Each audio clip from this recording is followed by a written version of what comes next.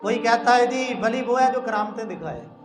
بلکہ عموماً کہتے ہیں جی فلانے نو تاں مننا گے جو کچھ کر کے بخائے، مگر یاد رکھیں یہ کوئی معیار ولایت کا نہیں ہے۔ شیطان بہت سے عجائبات کر دیتا ہے۔ دیکھیں نا، اگر صرف یہی بات ہو کہ جی بابا کچھ کر کے بخائے تو پھر منیے، تو پھر بابا جی شیطان سب سے بڑے گرو ہوں گے،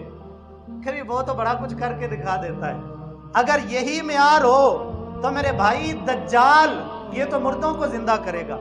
دجال لعین کے بارے میں آتا ہے، یہ تو جناب والا ہوا کو حکم دے گا چلے گی، بارش کو حکم دے گا بادل برسے گا، اس کے ساتھ ایسے ایسے عجائبات ہوگے کہ مصطفیٰ کریم علیہ الصلوۃ والتسلیم نے فرمایا کہ میری امت کا سب سے بڑا فتنہ دجال کا فتنہ ہے۔ یار اندازہ کریں وہ کتنا بڑا فتنہ ہوگا۔ اور پھر اگر صرف عجائبات کی بات ہو، ہندو جوگی بھی کر دیتے ہیں، عیسائیوں کے پادری بھی بڑے بڑے عجائبات کر دیتے ہیں۔ اگر عجائبات ہی ولایت کا معیار ہوں تو پھر میرے بھائی یہ ہندو جوگیوں کو بھی ولی ماننا پڑے گا۔ حضور شیخ عبد القادر جیلانی رحمۃ اللہ تعالی علیہ تشریف فرمائے، آپ کا ایک خدمت گار آیا، آ کے کہنے لگا حضرت میں ابھی ابھی دریا کنارے گزر رہا تھا، میں نے ایک آدمی کو دیکھا وہ ہوا میں اڑتا ہوا آیا۔ حضور شیخ عبد القادر جیلانی رحمۃ اللہ تعالی علیہ مسکرائے، فرمانے لگے یہ کون سا کمال ہے، یہ تو ہندو بھی کر لیتے ہیں، تو اس میں پریشان ہونے کی کون سی بات ہے، ہوا میں پرندے نہیں اڑتے۔ کہنے لگا نہیں حضرت بات اصل میں یہ ہے کہ اس نے زمین پہ آنے کے بعد نماز پڑھی ہے، تو وہ بہت بڑا ولی ہے، کوئی بڑا صوفی ہے، وہ تعریفوں کے انبار اس نے لگا دیے۔ حضور غوث پاک نہ کچھ بے توجہی کرتے رہے، لیکن اس کا اصرار اتنا بڑا، اس نے کہا حضرت چلیں اس کی زیارت کر کے آتے ہیں، میں آپ کو دکھاتا ہوں وہ کیسا اللہ کا برگزیدہ بندہ ہے۔ حضور غوث پاک میرا رضی اللہ تعالیٰ عنہ کافی اس کو سمجھاتے رہے، لیکن وہ نہیں مانا۔ آپ نے اپنے خدمت گاروں کو فرمایا چلو بھائی پھر اٹھو، جا کے اس کی زیارت کر کے ہی آتے ہیں۔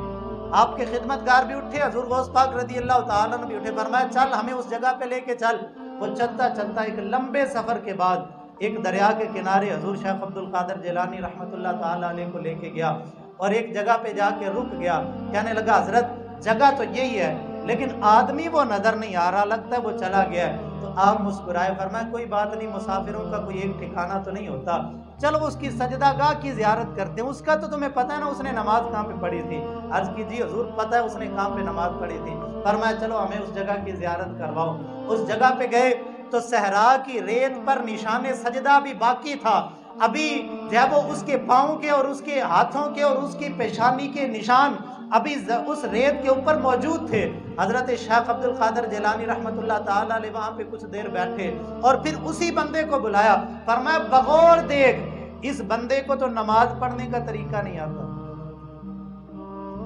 اس کے تو نشانے قدم بتاتے ہیں کہ اس کو تو قبلہ رخ کھڑے ہونے کا طریقہ نہیں پتا، اس کو تو سجدہ کرنے کا انداز بھی شریعت کے مطابق درست نہیں ہے، اور جو شریعت کا رستہ چھوڑے وہ ہوا میں اڑ کے دکھائے یا پانی میں تیر کے دکھائے، وہ آگ میں کھڑا ہو کے دکھائے، وہ اللہ کا ولی نہیں ہو سکتا۔ اللہ کا ولی وہی ہے جو سر کے بالوں سے لے کے پاؤں کے ناخنوں تک محمد مصطفیٰ کی تابعداری کے اندر آ جائے۔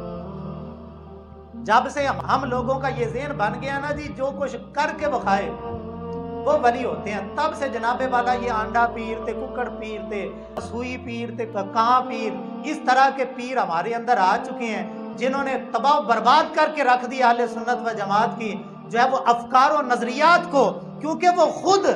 اس راہ کے متلاشی نہ تھے، وہ تو دنیا دار تھے، وہ دنیا کی غلاظتوں میں ڈوبے ہوئے تھے، انہوں نے شریعت کا رستہ کیا دکھانا تھا۔ اور پھر حضور غوث پاک میرا رضی اللہ تعالیٰ نے فرمایا لوگوں حقیقت میں